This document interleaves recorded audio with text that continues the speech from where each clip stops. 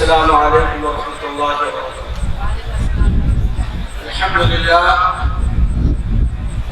لله نحمده ونستعينه ونستغفره ونؤمن به ونتوكل عليه ونعوذ بالله من شرور انفسنا ومن سيئات اعمالنا،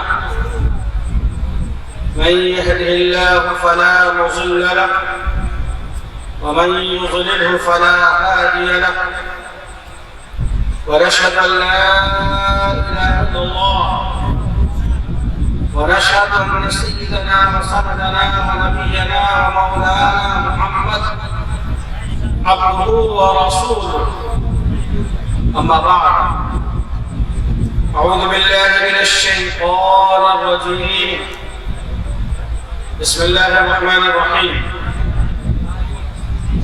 يا ايها الذين امنوا ادخلوا في السلم كافة ولا تتبعوا خطوات الشيطان إنه لكم عدو مبين.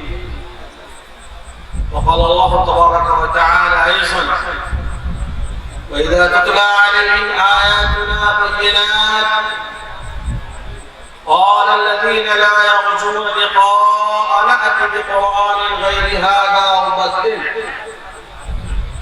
قل ما يكون لي أن أبدله من تلقاء نفسي إن أتبع إلا ما يوحى إلي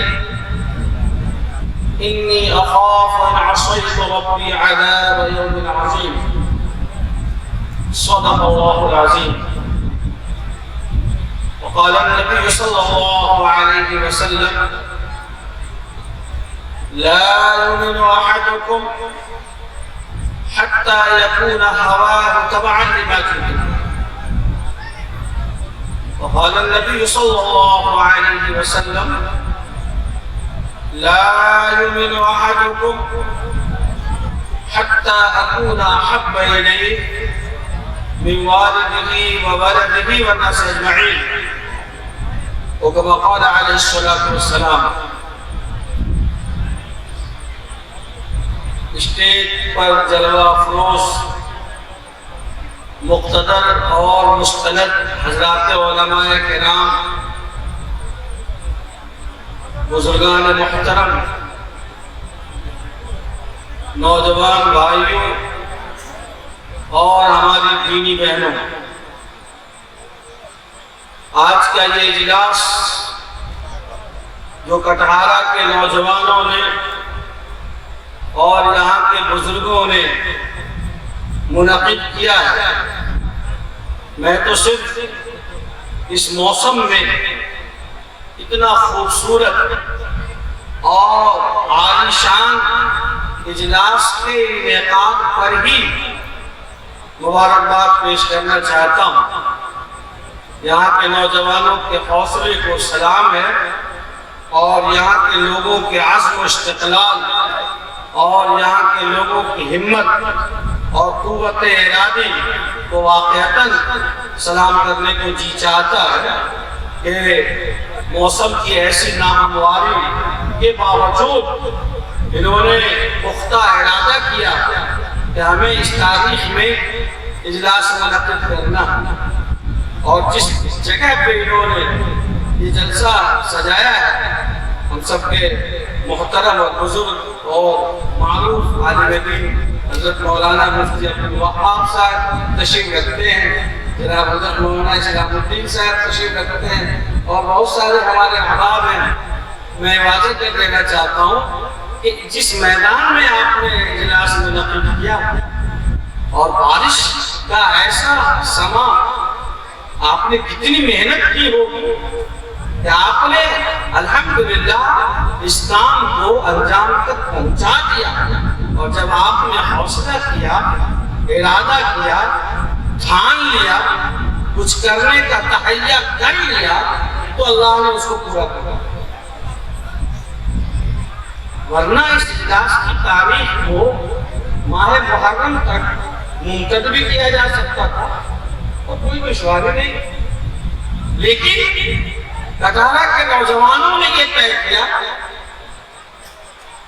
کہ چاہے جو پریشانی کا سامنا کرنا پڑے، ہم پانی کی صفائی کریں گے، ہم راستہ یہاں سے وہاں بنائیں گے، اور اپنی سوکھی زمین سے مٹی کاٹ کر ہم یہاں ڈالیں گے۔ تو الحمدللہ میں اس بات پر صرف اتنا کہہ کر رخصت ہو جاؤں کہ آپ سبوں کی خدمت میں آپ کے حوصلے کو دیکھ کر مجھے یہ اطمینان ہو گیا ہے کہ نہیں مایوس ہے اقبال اپنی کشت میرا سے، ذرا نہ ہو تو یہ مٹی بڑی زرخیز ہے۔ اس کی زرخیزی کی بہترین مثال آپ نے پیش کی ہے۔ سو میں امام شریعہ کا خادم ہونے کے ناطے اور قاضی ہونے کے ناطے آپ سبوں کو مبارکباد پیش کرتا ہوں اور دعا کرتا ہوں کہ اللہ تعالیٰ یہاں کے نوجوانوں کی زندگی میں برکت عطا فرمائے، آپ سبوں کو صحت عطا فرمائے، اور اس جذبے ایمانی کو یوں ہی مستحکم فرمائے اور قائم و قائم۔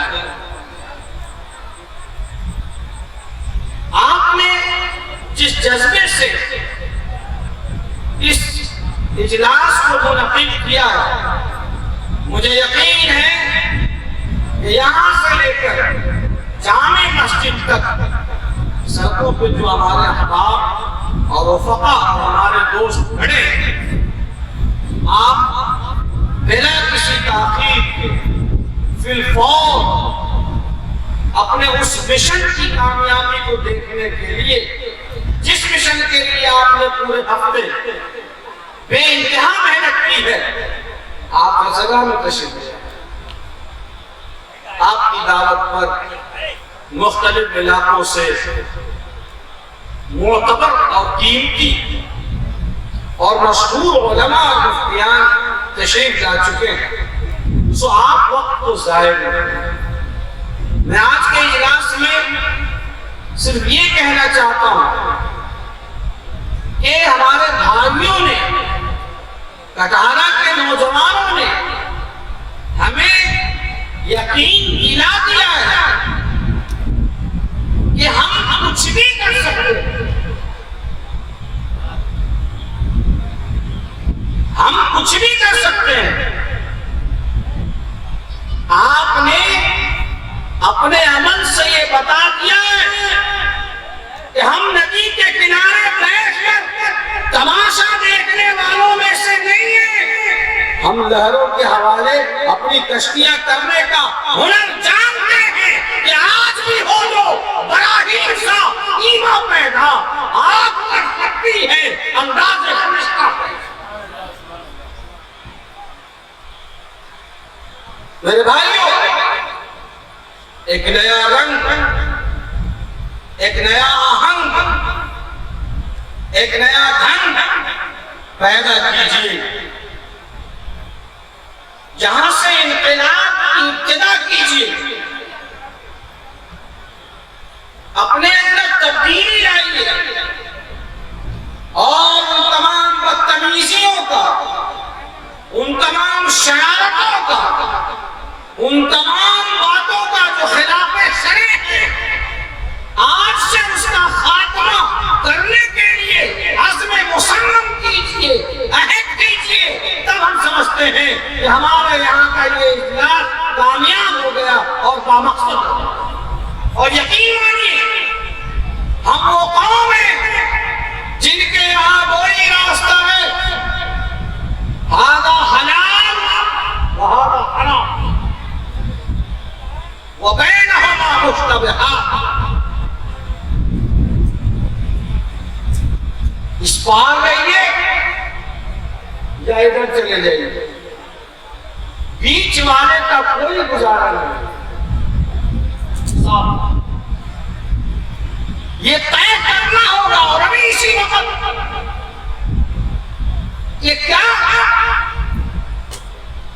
نکاح کا وہ طریقہ باقی رہے گا یا نہیں، جو طریقہ آج سے 1400 سال پہلے آقا و مولا جناب محمد رسول اللہ صلی اللہ علیہ وسلم نے ہم لوگوں کو دیا ہے، یہ طے کون کرے گا؟ غلامان مصطفیٰ کو آج کرنا ہے اور ابھی کرنا ہے۔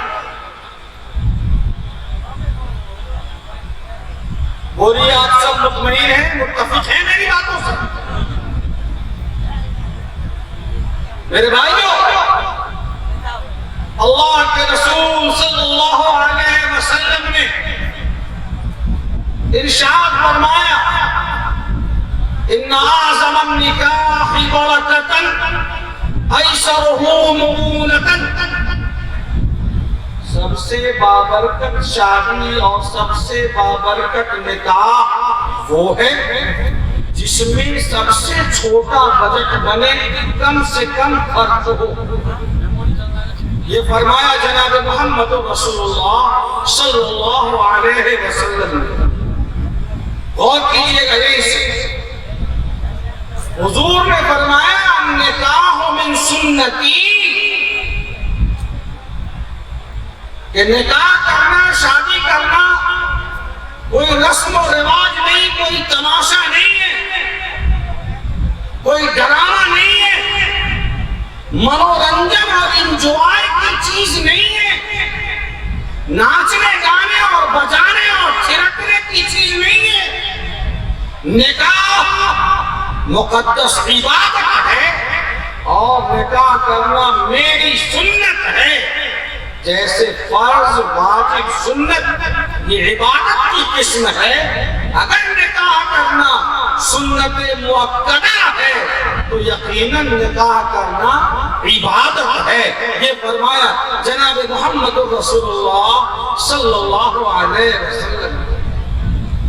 ہم یہ کہتے ہیں کہ جناب حضور کا فرمایا ہوا 100% درست ہے، نعوذ باللہ، پروفیٹ محمد صلی اللہ علیہ وسلم کے کتنی اور کرنی میں اگر کسی نے بال کے برابر بھی ایک لے دیا وہ مسلمان نہیں رہ سکتا۔ ہمیں یقین ہے، ہم مانتے ہیں کہ آپ کے اقوال، آپ کے افعال سب آپ صلی اللہ علیہ وسلم کے احکام کی قبیل سے ہے اور وہ شریعت کا حکم بن گیا۔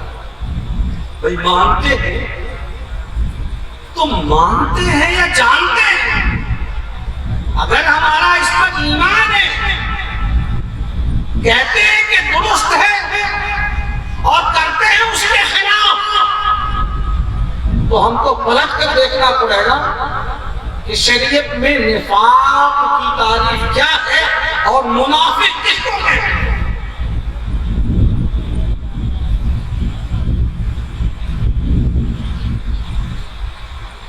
حضور نے فرمایا کہ سب سے بابرکت نکاح وہ ہے جس میں سب سے کم خرچ ہو۔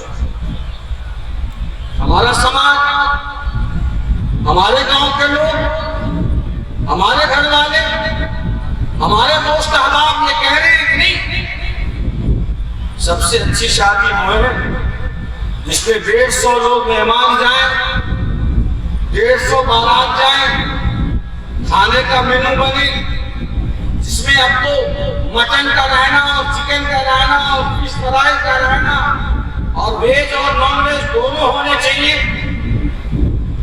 بولو، اور صاحب یہ طے کیجیے، حضور نے فرمایا کہ سب سے اچھی شادی، سب سے پوتر اور پُنیہ نکاح وہ ہے جس میں معمولی خرچ ہو، کم سے کم خرچ ہو۔ ہم مسلمان ہیں اور ہم کہتے ہیں کہ نہیں صاحب ایسا بجٹ بنے اور ویسا بجٹ بنے اور اتنے اخراجات ہو۔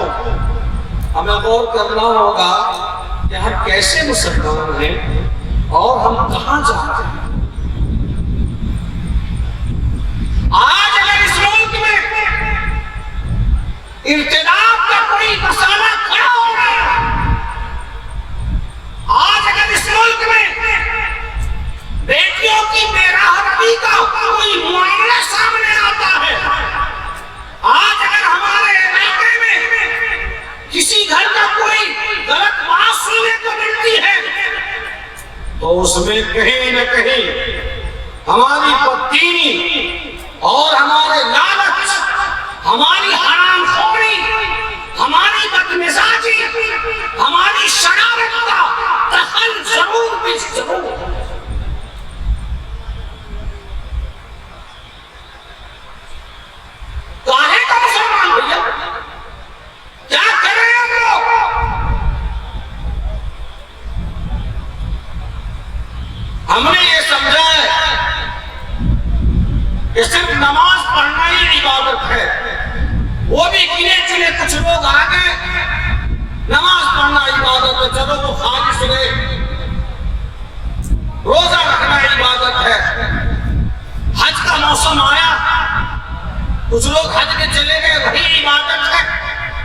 شریعت کہتی ہے کہ جیسے نماز، روزہ، حج و زکات عبادت ہے، نکاح کرنا بھی عبادت ہے، پڑوسی کا حق ادا کرنا بھی عبادت ہے، بیوی بچوں کا حق ادا کرنا بھی عبادت ہے، ماں بہن کا حق ادا کرنا بھی عبادت ہے، اپنے بھائی کو باپ کا مقام اور مان و سمان دینا بھی عبادت ہے۔ عبادت خالی نماز ہی پڑھنا نہیں ہے، عبادت کی بہت ساری شاخیں ہیں اور بہت سارے شاخائیں ہیں۔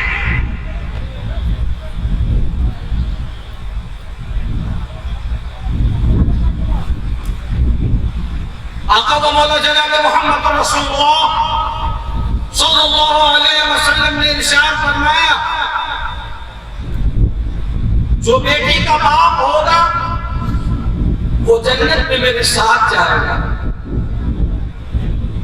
جاء وانا یوم القیامت ھکذا، بیٹی کا باپ میرے ساتھ جنت میں ایسے جائے گا۔ اور آپ صلی اللہ علیہ وسلم نے یہ شہادت کی انگلی اور بیچ والی انگلی کو وسطی دونوں کو ملایا اور فرمایا کہ جتنی قربت اور نزدیکی ان دونوں انگلیوں کے درمیان ہے، جنت میں بیٹی کا جو باپ بنے گا وہ میرے ساتھ اتنا ہی قریب ہے۔ ٹھیک ہے، حضور نے فرمایا کہ بیٹی کا باپ جنت میں جائے گا۔ ٹھیک ہے، اللہ نے فرمایا وَإِذَا بُشِّرَ أَحَدُهُم بِالْأُنثَىٰ ظَلَّ وَجْهُهُ مُسْوَدًّا وَهُوَ كَظِيمٌ۔ تو یہ تو بیٹی کی پیدائش پر جو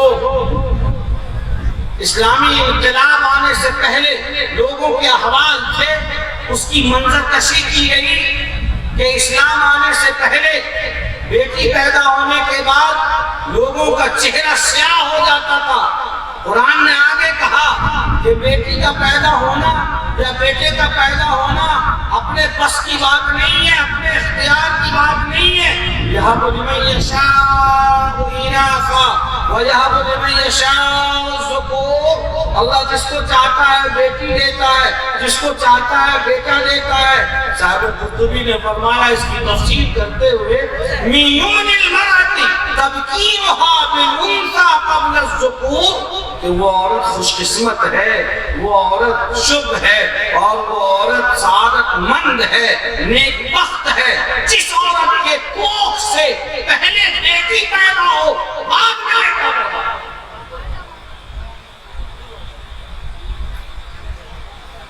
مِن یُمْنِ الْمَرْأَةِ تَبْکِیرُهَا بِالْأُنثىٰ قبل الذُّکُورِ، شریعت کہتی ہے کہ بیٹی کا آنا رحمت ہے۔ حضور فرماتے ہیں کہ بیٹی کا باپ جنت میں جائے گا۔ آقا فرماتے ہیں کہ صاحب بیٹی کا پیدا ہونا نیک بختی کی علامت ہے، وہ رحمت ہے۔ ہمارا سماج یہ کہتا ہے، ہمارا معاشرہ، ہماری سوسائٹی اور ہمارے لوگ یہ کہتے ہیں کہ نہیں صاحب بیٹی کا پیدا ہونا رحمت نہیں ہے، زحمت ہے، مسرت اور خوشی کی بات نہیں ہے، پریشانی کی بات ہے۔ اٹھیے اس مجمع سے، کون ایسا شخص ہے جو کہے کہ سماج نے جو تصویر بنائی ہے اور جو سماجی ڈھانچہ بنایا ہے کہ غریب سے غریب مسلمان کے یہاں بھی آج کی تاریخ میں کوئی بھی شادی 4 لاکھ سے 5 لاکھ سے نیچے کی ہو نہیں سکتی، بہت مشکل ہے، پاسبل نہیں ہے۔ بھلا بتائیے کہ وہ بیٹی کا باپ جو مزدوری کر کے زندگی گزار رہا ہے، جو مزدوری کر کے اپنا گھر چلا رہا ہے، آخر سیونگ اکاؤنٹ میں کیسے 5 لاکھ روپے 4 لاکھ روپے بچیں گے جو ایک بیٹی نہیں 3 4 بچیوں کا وہ ہاتھ پیلے کرے گا؟ کہاں سے کیا کرے گا؟ یا تو وہ حرام کاری کرے یا تو وہ ڈاکہ ڈالے، اور اگر یہ اس کے بس میں نہیں ہے تو بیٹیوں کو یوں ہی چھوڑ دے۔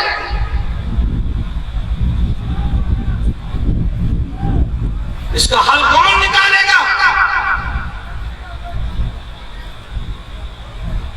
وہ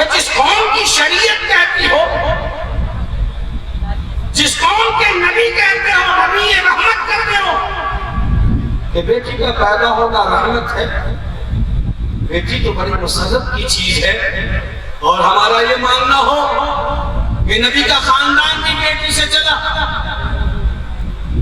نواسے رسول ہے حضرت فاطمہ الزہرا کے لخت جگر، یہ ساری چیزیں سامنے ہیں، پھر ایک مسلمان آخر ایسا بھید بھاؤ کیوں کر رہا ہے جس کی وجہ سے پریشانیاں کھڑی ہو رہی ہیں، جس کی وجہ سے مسائل کھڑے ہو رہے ہیں؟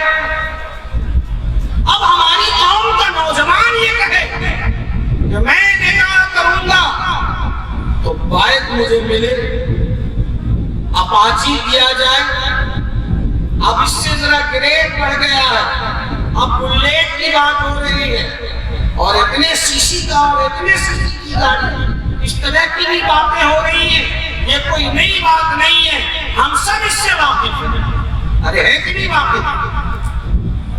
یہ مسلمان جس کے لیے اس طرح کی چیز کا لینا حرام ہے اور وہ چٹخانے مار کے لینا اور قوم کو مصیبت میں ڈال رہا ہے، نتیجتاً آج قوم کی بچیاں گھر سے نکلنے پر مجبور ہیں، یا بیٹی کا باپ بھیک مانگنے پر مجبور ہے۔ حضور نے فرمایا کہ سب سے اچھی شادی وہ ہے جس میں سب سے کم خرچ ہو، اور ہم جیسے بدقسمت لوگ، ہم جیسے نادان لوگ یہ کہتے ہیں کہ سب سے اچھی شادی وہ ہے جس میں اتنے لاکھ کا خرچ ہو اور اتنے 100 باراتی جائیں اور فلاں مینو بنے کھانے میں، اور اس طرح کا کھانا ہو اور اس طرح کا ناشتہ ہو اور اس طرح کا فرنیچر ملے اور یہ اور وہ گاڑیاں ملے، اور یہ بات وہ کہہ رہا ہے جو متوالا ہے قلب طیبہ لا الہ الا اللہ محمد رسول اللہ کا۔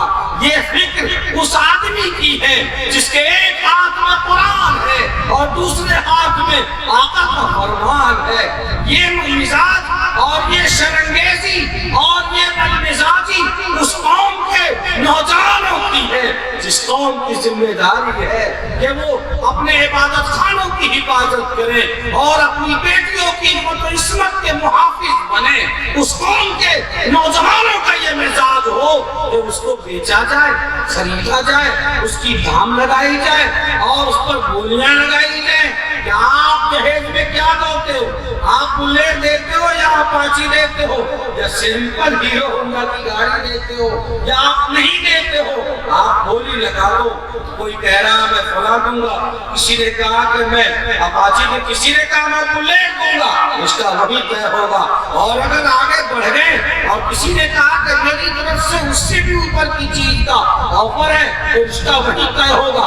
یہ مزاج جس قوم کے نوجوانوں کا ہوگا، خدا کی قسم ذلت و رسوائی، پستی، مار کھانا، رگڑے جانا اس قوم کا مقدر ہو کر رہے ہیں۔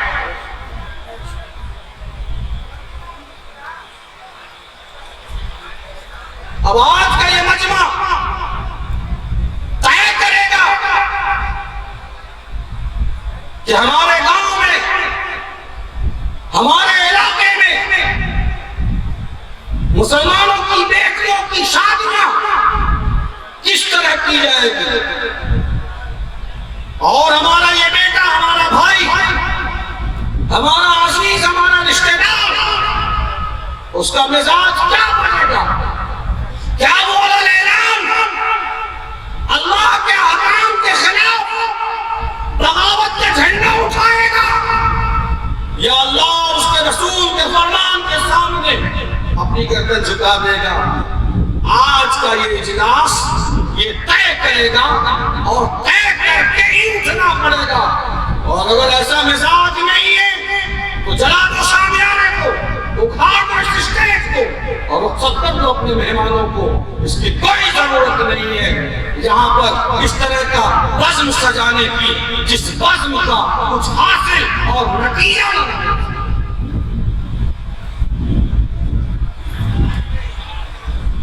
ہم مسلمان ہیں، اللہ کے رسول کا فرمان ہمارے سامنے، شریعت کا حکم ہمارے سامنے ہے۔ آج یہ پورا مجمع، یہ سارے نوجوان قسم کھا لے اور عزم بالجزم کر لیں کہ ہم ڈبل رخ اور ڈبل پالیسی اور دوہری پالیسی نہیں اپنائیں گے۔ جو قرآن کا حکم ہوگا شادی کے بارے میں ہم اسی حکم پر عمل کریں گے۔ تو خدا کی قسم آج ابھی اسی وقت انقلاب آئے گا، یقین مان لیجیے۔ ایک بات جان لو نوجوانوں کہ اب آسمان سے کوئی نبی نہیں آنے والا، اب آسمان سے وحی اترنے والی نہیں ہے۔ مانا ہم نے کہ نبوت کا سلسلہ بند ہو گیا، مانا ہم نے کہ وحی کے نزول کا راستہ بند ہو گیا ہے، لیکن رحمت الہی کے نزول کا راستہ بند نہیں۔ حضرت جبرائیل وحی لے کر نہیں آئیں گے، بے شک نہیں آئیں گے، لیکن اللہ اپنے فرشتوں کو ہماری مدد کے لیے بھیجے گا اور وہ راستہ بند نہیں ہوا ہے۔ لیکن شرط یہ ہے کہ آپ نے جیسے پانی کو پن سیٹ مشین سے یہاں سے صاف کیا، باہر پھینکا، آپ نے مٹی ڈال کر راستہ تیار کیا، یہ بزم سج گیا۔ آپ نے محنت کی، آگے بڑھے، اللہ نے پورا کیا نہیں کیا؟ بولو، ارے کل پرسوں سے دعا کر رہے ہو پورے گاؤں کے لوگ کہ اللہ بارش روک دے، آج ہمارے یہاں جلسہ ہے، بولو کیا نہیں کیا؟ ارے زور سے بولو۔ اللہ نے سن لیا، آپ نے محنت کی، اللہ کی مدد آگے۔ آج ارادہ کرو نوجوانوں کہ ہم حرام نہیں کھائیں گے، ہم حرام کی گاڑی پر نہیں چڑھیں گے۔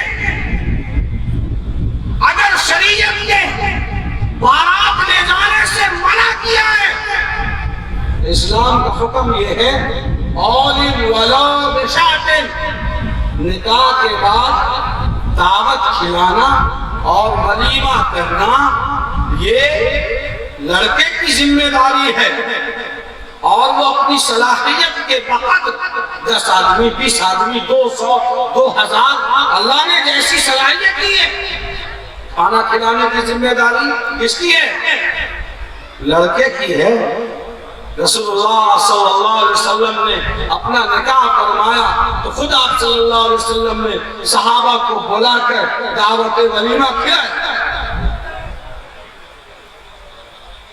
ذمہ داری اس کی، اور کھا رہا ہے بیٹی والے سے، نوچ رہا ہے اس کو بھوکے بھیڑیوں کی طرح، اور گئے اور نواب زادے کی طرح یہ نہ بولو کیا ہے یہ سارا تماشا دین اور اسلام کے نام پہ کرتے ہو، نکاح کے نام پہ کرتے ہو۔ یہ جانتے ہیں ہم کہ نکاح کے بغیر ایک مرد ایک عورت کے لیے اور ایک عورت ایک مرد کے لیے حلال نہیں ہو سکتی، یہ شریعت کا حکم ہے۔ اللہ نے فرمایا ہے فَانكِحُوا مَا طَابَ لَكُم مِّنَ النِّسَاءِ مَثْنَىٰ وَثُلَاثَ وَرُبَاعَ وَأُحِلَّ لَكُم مَّا وَرَاءَ ذَٰلِكُمْ أَن تَبْتَغُوا بِأَمْوَالِكُمْ۔ نکاح کا حکم قرآن نے دیا ہے، اس لیے نکاح تو کریں گے، لیکن نکاح سے پہلے ناچیں گے بھی، ڈھول بھی بجائیں گے، ڈیجے بھی گائیں گے، بارات بھی لے جائیں گے، اسکارپیو بھر بھر کے لے جائیں گے۔ اور شرم کی بات تو یہ ہے جناب، لے جا رہے ہیں لوگوں کو، بیٹی والوں کو نچوانے کے لیے، کھلانے کے لیے، اور جتنی گاڑیاں بھر بھر کے لے گئے، گاڑی کا کرایہ بھی بیٹی والے سے لیتے ہیں اور کہتے ہیں کہ آپ گاڑی کیجیے ہم کو، اور اتنی گاڑی لائے تھے اور اتنا ہی دیا۔ اگر 1000 2000 کم ہو گئے تو بیٹے والے کا منہ ایسا لٹکتا ہے جس نے جیسے لگتا ہے کسی نے جوتے مارے۔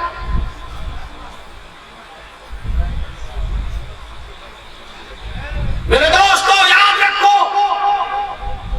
خلاف پیغمبر کسے رہ گزید کہ ہرگز بمنزل نخواہد رسید۔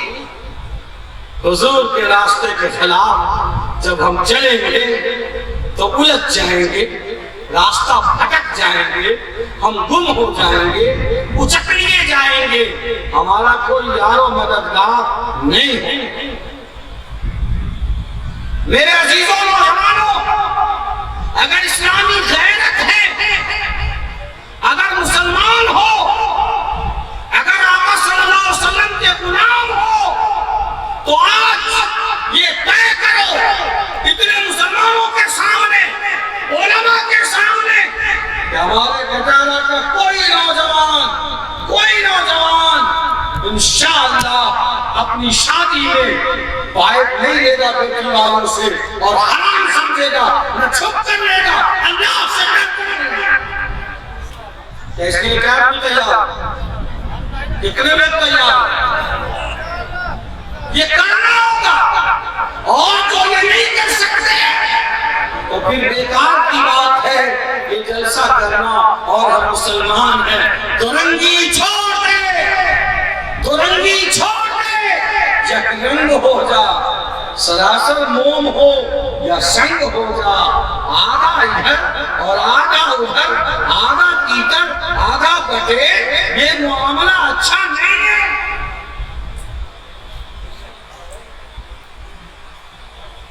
اس لیے جلسے کمیٹی کے جو نوجوان ہیں وہ جہاں کہیں بھی ہوں، یہ جلسہ کمیٹی یہ طے کرے کہ ہمارے یہاں سے جب کسی کا نکاح ہوگا کوئی بارات نہیں کرے۔